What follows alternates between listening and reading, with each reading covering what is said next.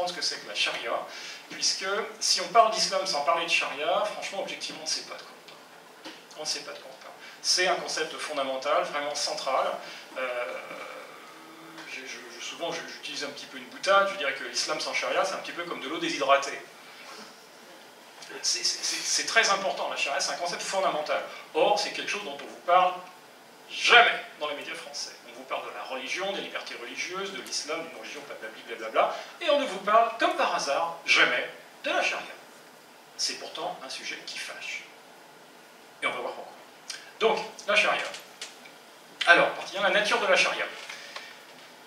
La charia, il faut savoir, comme je disais tout à l'heure, c'est extrêmement important, tout ce qui est musulman réfère à la charia. Tout.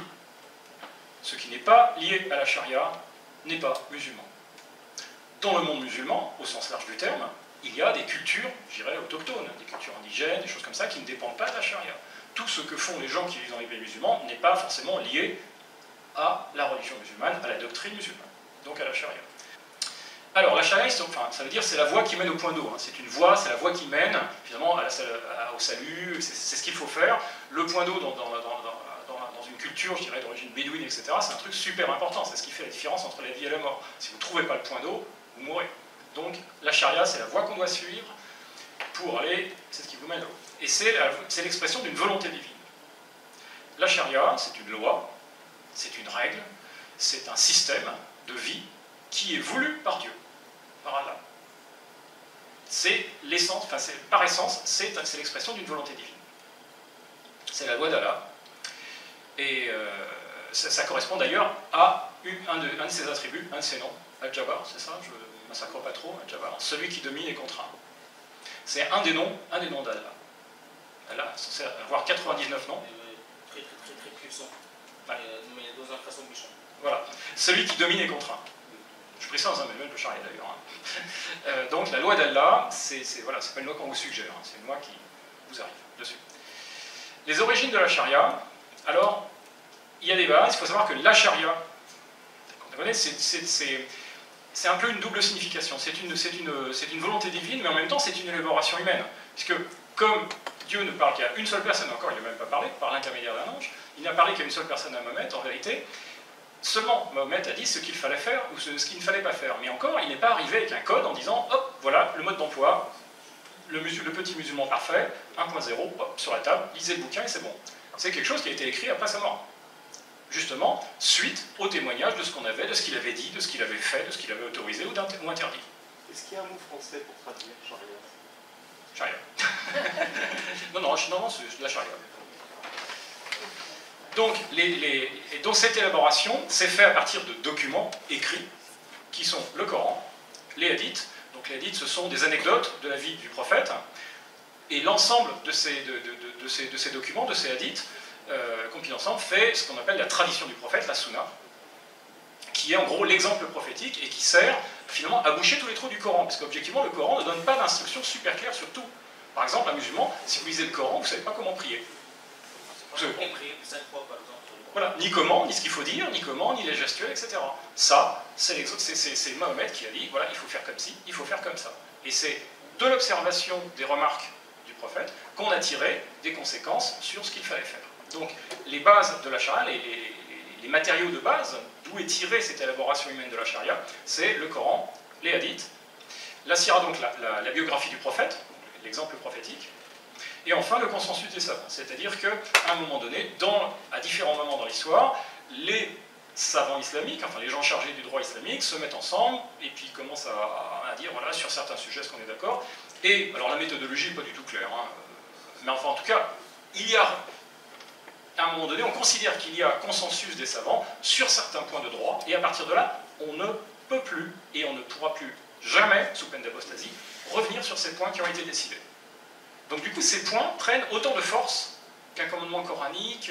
Alors au niveau de la hiérarchie des normes, c'est plus bas, mais n'empêche, on ne peut pas revenir sous peine d'apostasie sur des points doctrinaux qui ont été décidés et qui sont considérés comme ayant reçu le consensus des croyants, des savants à une certaine époque. Donc c'est l'ensemble, je dirais, des bases qui font cette élaboration de charia, et à partir de là, on a un système légal qui se met en place et qui s'appelle la charia. Alors, les caractéristiques de la charia. Alors c'est un système total. Très souvent, les Occidentaux appliquent une sorte de préconçu sur l'islam ou le système islamique, etc. Ils se disent, c'est un petit peu comme nous, mais avec des différences. Alors, bon, pas tout à fait, puisque le système islamique, c'est pas juste une spiritualité intérieure et une relation de l'individu à une créature supérieure qui serait divine. C'est un système total, comprenant un droit spécifique, dont j'ai parlé un petit peu ce matin, c'est-à-dire globalement l'effort légal de production de droits positifs, ce que nous font les juristes et les hommes politiques quand ils créent des lois. Alors, ce qui aussi, souvent, les Occidentaux confondent aussi le fiqh et la charia, parce que la charia, c'est la production de droits positifs. Et donc, souvent, on utilise le terme surtout dans les sociétés anglo-saxonnes, de sharia law, de loi de la charia.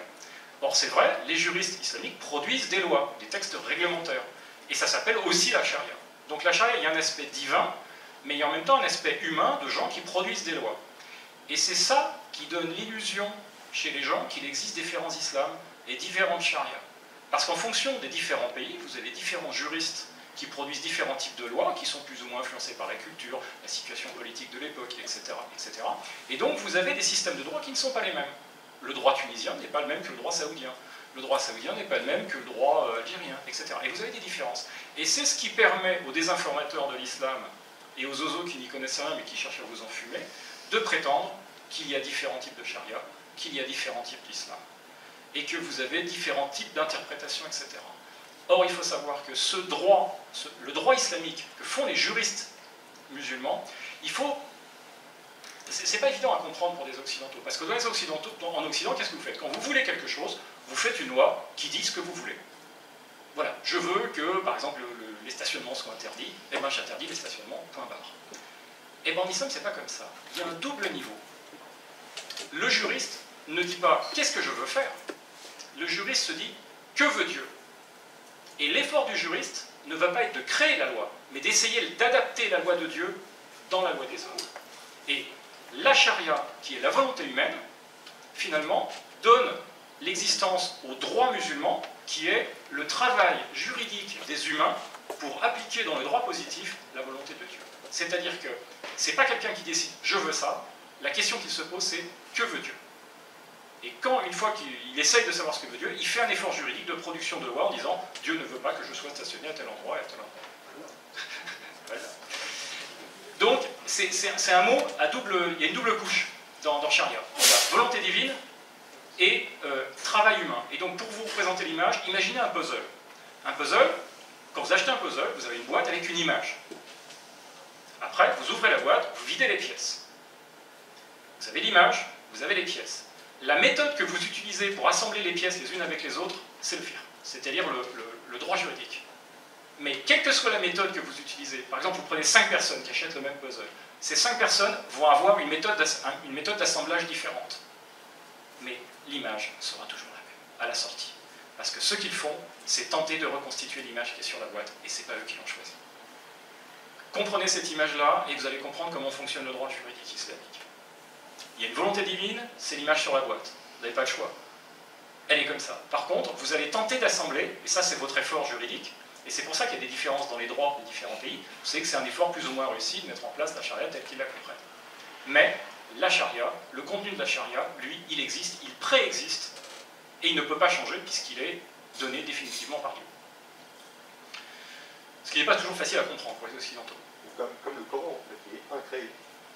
Oui, mais c'est pareil, de toute manière, voilà, le Coran, tout ça c'est l'émanation d'une volonté divine que les humains n'ont pas la capacité de modifier. Ils ont simplement la capacité de travailler à essayer de l'adapter. Donc, système total comprenant un droit, une éthique qui est la soumission, un comportement spécifique. C'est-à-dire que ce droit et cette éthique de soumission à une volonté divine fait qu'on se conduit d'une manière spéciale.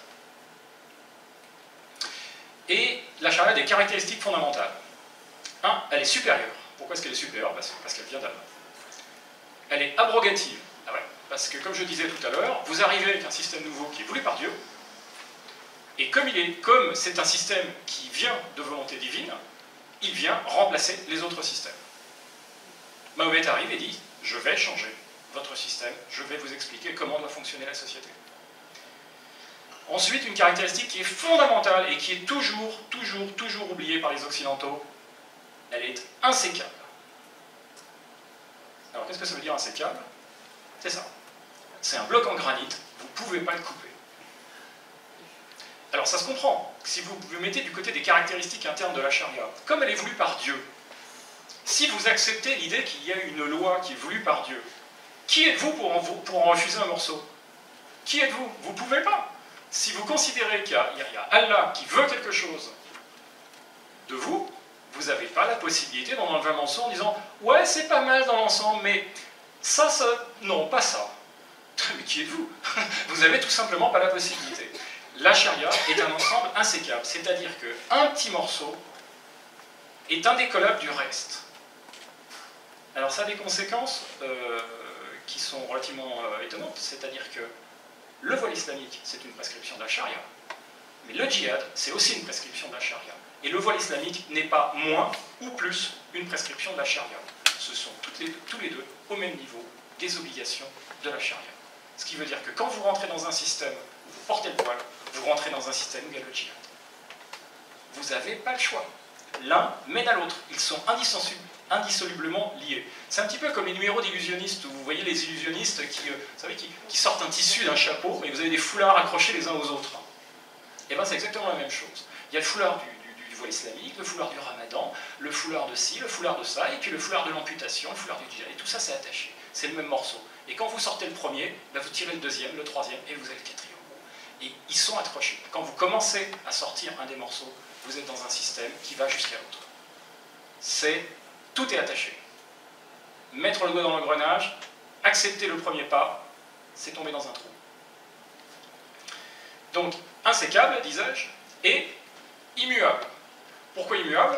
Parce que Allah a parlé une fois au prophète Mohammed, et qu'il n'a parlé qu'à lui, et que maintenant que Mohammed est mort, Allah ne peut plus changer d'avis, puisque Allah ne peut plus parler à personne. L'islam est comme la seule religion où les gens ont interdit à Allah de parler. Vous prenez par exemple le cas de figure où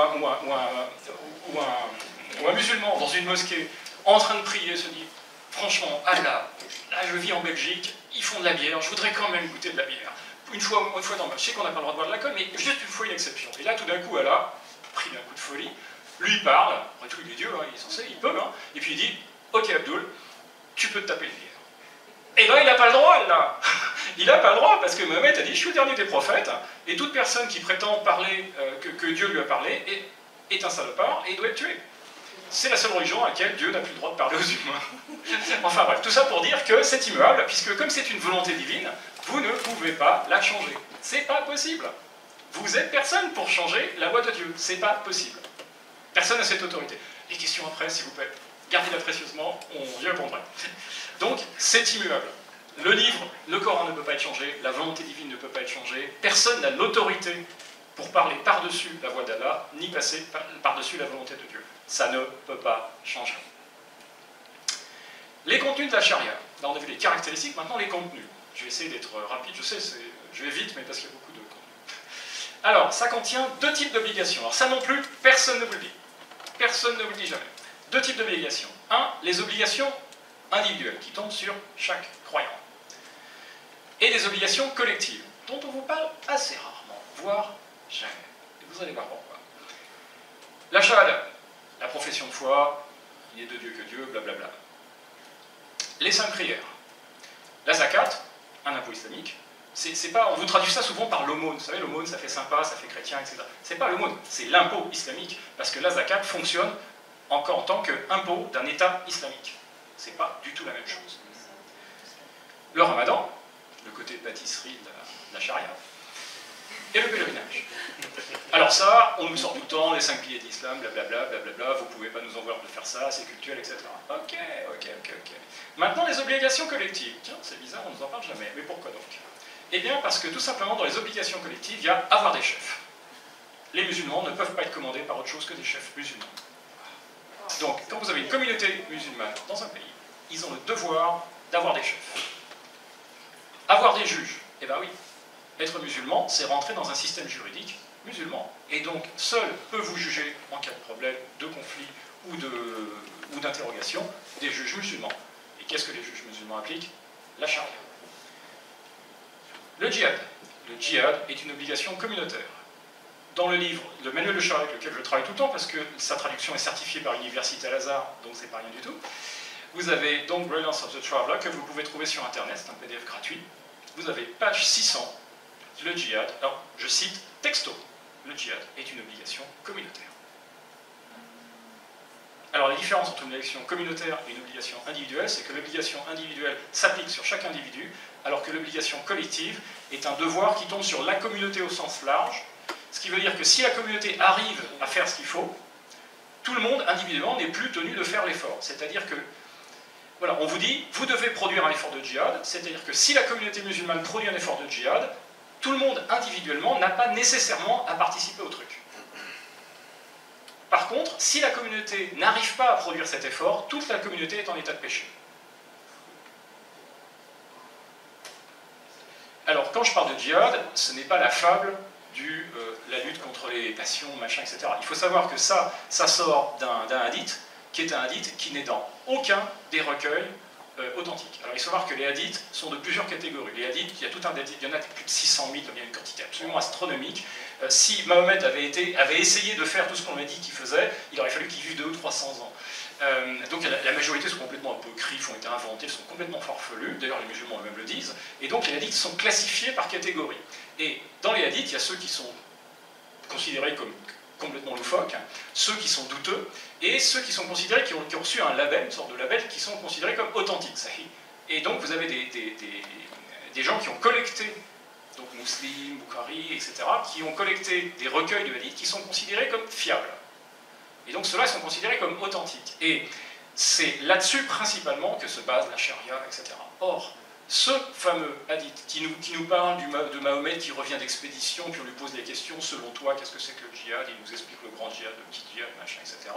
En disant la guerre c'est le petit, et puis finalement la lutte contre les passions c'est le grand. Sous-entendu, ce qui est très important c'est la lutte contre les passions, c'est beaucoup moins important le combat, ça c'est ce qu'on essaie de vous pipoter.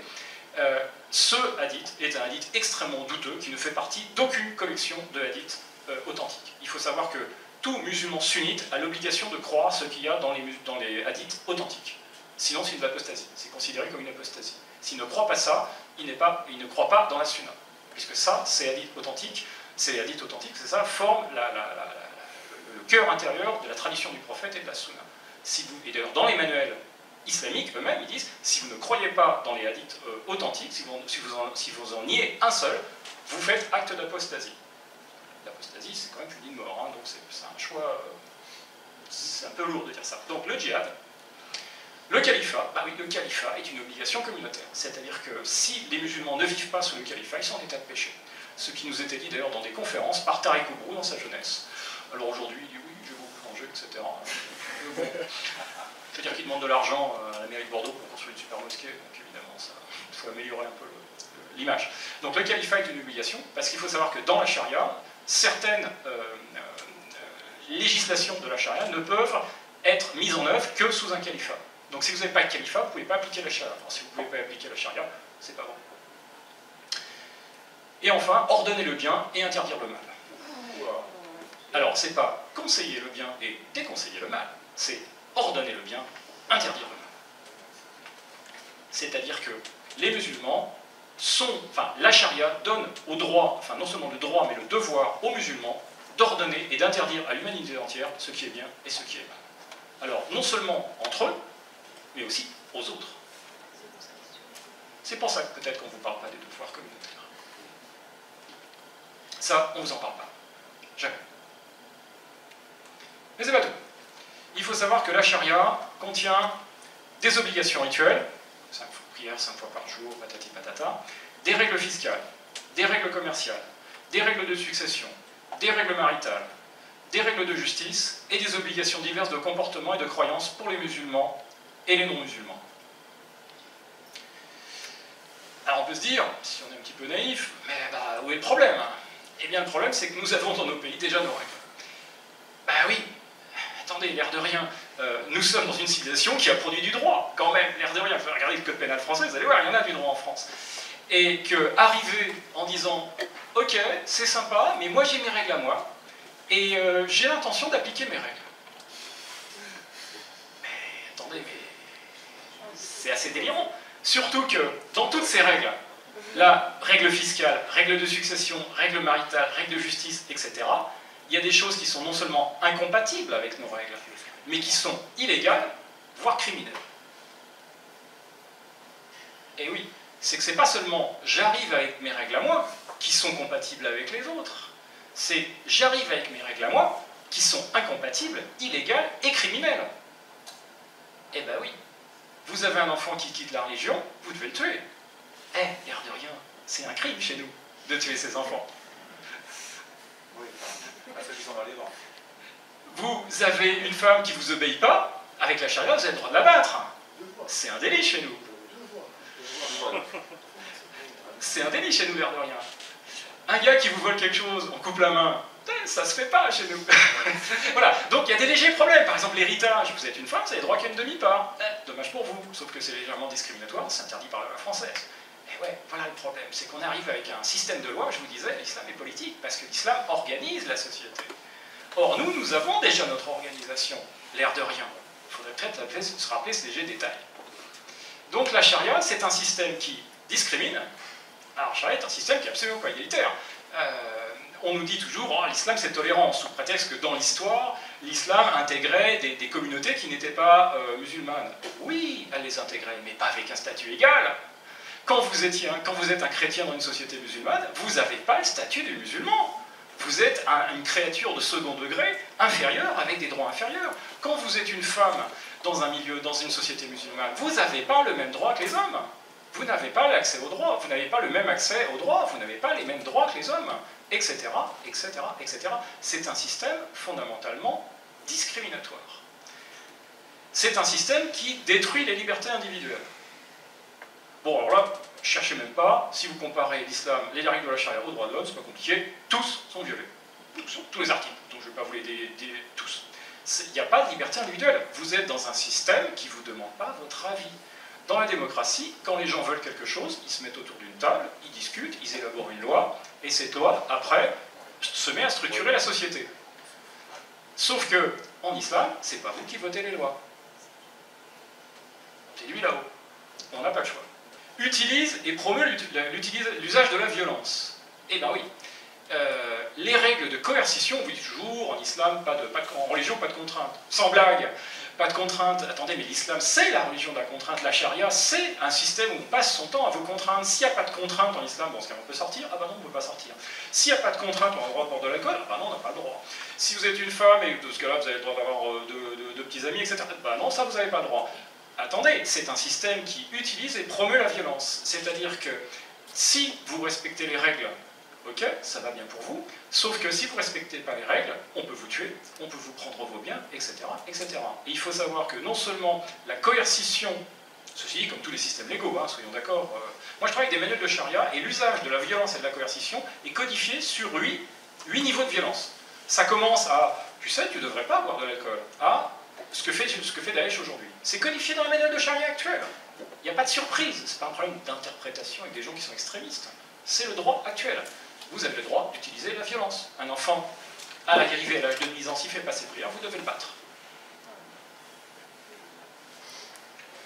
Le mécréant, vous avez le droit de, s'il ne se soumet pas à l'ordre islamique, en rentrant avec le statut de dhimmi, c'est-à-dire de gens inféodés au système islamique, vous avez le droit de le tuer, de lui voler ses biens, de réduire sa femme et ses enfants en esclavage.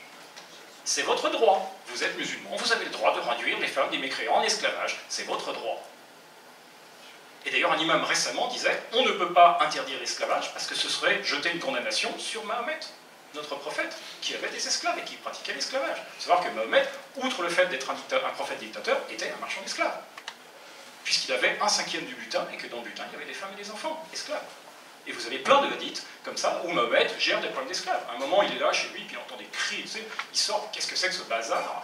Et on lui explique, ah là, ce sont des femmes et des enfants qu'on va vendre, enfin des esclaves, et on est en train de les vendre individuellement, et donc du coup, les enfants sont séparés des femmes. Et Mahomet, il fait, me casse les oreilles, mais vendez-les par l'eau. Voilà. C'est probablement un effet de sa miséricorde, puisque du coup, les femmes allaient être vendues avec les enfants. Donc, voilà. Donc Mahomet est un marchand d'esclaves. Mahomet est un marchand d'esclaves, et l'esclavage est codifié dans la charia. l'esclavage c'est autorisé. Si l'État islamique réduit les femmes en esclavage, c'est parce que c'est permis par la charia. C'est un droit des musulmans de réduire les femmes des mécréants en esclavage. Et reconnaître, dernier point, qui est quand même un point légèrement important, que tout le monde glisse, sur lequel tout le monde glisse avec miséricorde vis-à-vis de l'islam. Et enfin, nous avons quand même, au niveau du droit positif par rapport à nous, quelque chose qui est quand même relativement incontestable dans notre système légal actuel, c'est un jugement de la Cour européenne des droits de l'homme du 13 février 2003, qui dit, texto, la charia est incompatible avec les principes fondamentaux de la démocratie. C'est-à-dire que, l'air de rien, tout notre système légal est basé sur le nécessaire respect des formes démocratiques de l'État. Et là, on a un système légal qui est tout simplement incompatible avec les fondamentaux de la démocratie. Problème. Dans un système social basé sur la charia, il n'y a pas de souveraineté nationale, puisqu'on opère dans le cadre d'un califat. Il n'y a pas de démocratie, parce qu'évidemment, si les gens pouvaient voter leur loi, ils feraient n'importe quoi. Il n'y a pas de liberté d'expression, critiquer le prophète ou la religion, peine de mort. Il n'y a pas de liberté individuelle, vous faites ce qu'on vous dit, puis c'est comme ça. Il n'y a pas de liberté religieuse, bah non, vous ne pouvez pas quitter. Il n'y a pas d'égalité devant la loi, hommes, femmes, musulmans, pas musulmans. Il n'y a pas de droit de l'homme, évidemment, puisqu'il n'y a que les droits de Dieu qui comptent. Qui veut cela? Alors maintenant, nous allons parler de l'islamisation.